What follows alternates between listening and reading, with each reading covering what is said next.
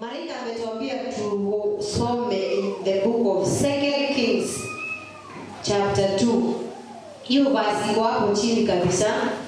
Na hii historia tunaijua ndio, lakini saa zingine inasahaulika kwa watu, hata sisi wachungaji labda urudie tena. Lakini kile inaongelelewa hapo ni about Elijah and Elisha. Bwana asifiwe. Elijah and Elisha. Na tutasoma namba 9. Tunisome mchungaji. Tutasoma namba 9 na namba 10. Lakini tutaenda kujisomea kuanzia hapo mwanzo. Nika historia. Tutaongea tu kwa ufupi vile Mungu atanisaidia. Kitabu ni cha Wafalme wa Pili, sura ya 2 mstari wa 9. Linasema hata ikawa walipokwisha vuka, Elia akamwambia Elisha, omba kwangu lolote utakalo nikutendee kabla sijaondolewa. Kufikisha. Bwana asifiwe. Huyu ni Elisha. Anafuata Elijah. Maandiko yanasema ya kwamba Elisha alikuwa anaambiwa na watu, Elijah anaenda na anaweza enda any time. Bwana asifiwe. Lakini Elisha alija wakiwa pamoja. Maandiko yanasema ya kwamba wakiwa wanaongea, Elijah akamwambia, turudi tena mchungaji hapo tu mwanzo. Hata ikawa walipokwisha kuvuka. Ikawa walipokwisha kuvuka. Kama sisi vile tumevuka mwezi wa 6. Bwana asifiwe. Walikuwa wawili katikati ya hii safari. Elia akamwambia Elisha, omba kwangu lolote utakalo. Omba kwangu lolote utakalo. Litafanyika nini? Nikutendee. Bwana asifiwe. Hao watu wote wawili walikuwa manabii. Walikuwa watu wanaomba Mungu, walikuwa watu wanaongeleshwa vizuri na Mungu. Lakini Elijah wakati na muda ulifika na Elisha akajua na hangetaka kuachwa. Bwana asifiwe. Maandiko yanasema ya kwamba Elijah akauliza Elisha, ungetaka kuachiwa nini? Elisha akasema, na kuomba sehemu maradufu ya roho yako iwe juu yako. Imagine alikuwa naona ile vita Elijah alikuwa anafanya. Bado alikuwa anashuhudia ile vita alikuwa anapigana. Kama ukiangalia historia yake na akina alikuwa analindwa na alikuwa anataka kuuliwa. Lakini Mungu alikuwa anamtumia na Mungu alikuwa anajua siku ya kwenda kwa Elijah na hakuwa anataka wengine wajue. Bwana asifiwe. Hii ni wakati wa kubarikiwa. Katikati ile maombi tumeomba, hata yeye mwenyewe Mungu amekuuliza, ungetaka nikupe hivi? Angalia mtu anaitwa Job. What happened? After all the temptations, Job for the 2 mwisho yake inasema aje? Alibarikiwa na double portion. Bwana asifiwe. Kwa hiyo hata wewe kupitia maombi ile tumemaliza leo, receive double portion. Receive kile unataka. Milango yako Mungu akufungulie. Zile vitu umepigana hata zifike mwisho. Bwana asifiwe. Kama unaenda kwa kazi, wacha kazi inuke. Elisha akauliza, jibu tena. Elisha akasema, na kuomba sehemu maradufu. Ameambiwa omba kile unataka. Akasema na kuomba sehemu maradufu ya roho yako iwe juu yako. Imagine anaomba double portion. Tani sio ile kile. Tukimaliza maombi umeomba nini?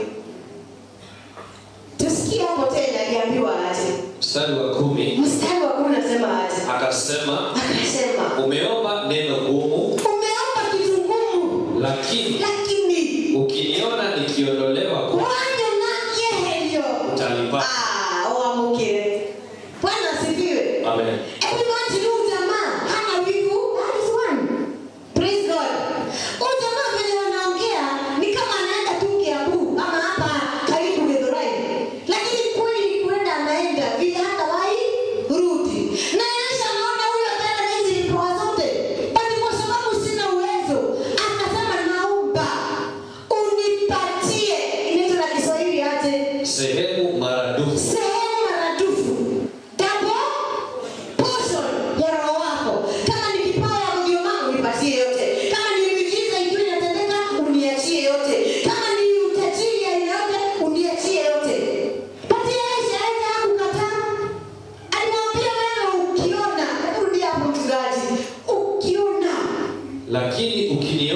likiondolewa kutoka kwako, lakini ukiliona likiondolewa kutoka kwako, utalipata.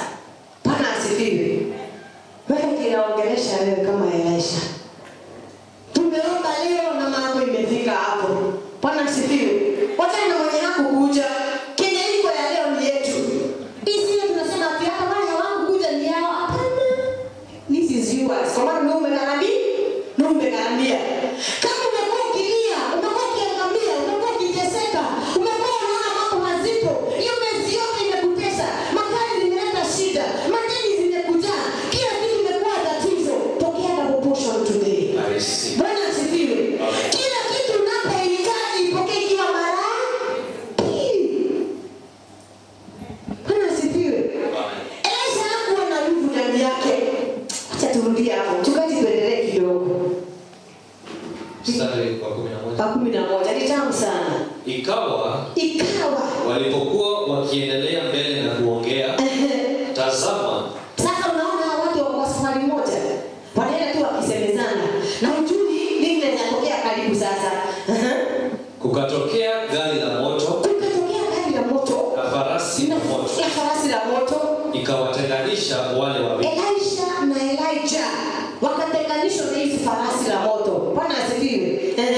Naye Elia akapanda mbinguni kwa upepo wa kisulisuli. Akaenda tu na hakujua mwenye aliatiwa.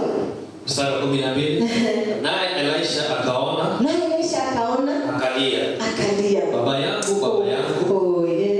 Gari la Israeli na wapanda farasi wake.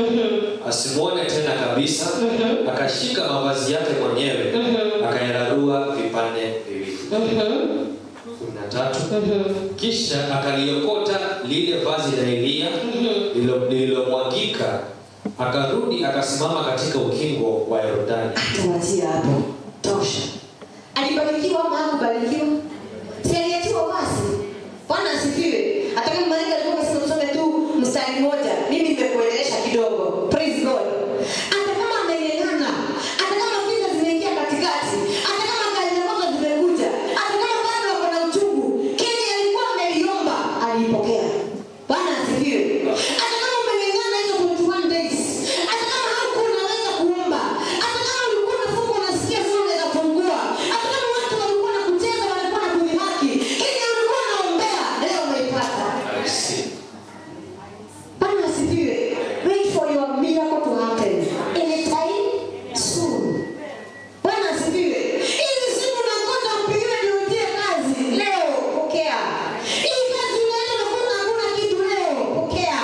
Hapa unaona unang'ang'ana leo pokea. Akiwa mwenzako usilie tena, maana Baba amesema hawatanimiliki tena. Nimepokea ile kazi ya Elijah na sasa mimi nitakuwa nikisema.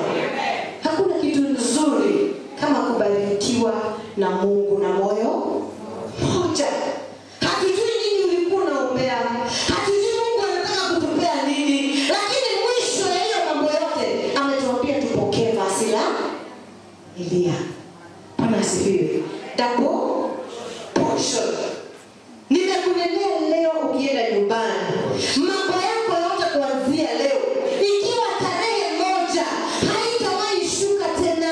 Magonjwa yalikuja kusumbua, haitakusumbua tena. Watu walikuwa wanakuonea hivyo, hatakuonea tena. Mahali ulikuwa unakimbizwa, hautakimbizwa tena. Watoto wako mahali wako wanafika, wataanza kufika. Wale watu wanakupigia mlango kila mwisho wa mwezi na hauna pesa, kuanzia leo hautakuwa na tatizo tena. Ukienda kwa wakati wale watu walikuwa wanakuondoa, wewe utakuwa ukisema. Bwana asifiwe. Receive double portion. Chochote kenye ulikuwa unalilia, Mungu atakupea zikiwa mbili. Kama ni kazi inakuja na mshahara nzuri, kama ni kazi ya kibarua inakuja na mambo mazuri. Hata kama hata wako neno wetu kwa neno, leo watu wako na sio there. Leo ni kuna neno wetu. Kama hakuna mahali ulikuwa unafiki, ninakuombea leo utafika katika jina la Yesu. Leo shoga usiteseke tena. Mungu amesema ametupea double portion. Inawezekana hakukuwa na jingine, hatukuwa na mwelekeo mwingine. Labda kuna mtu alikuwa amesema sasa mimi sijui niende wapi. But receive double portion. Fast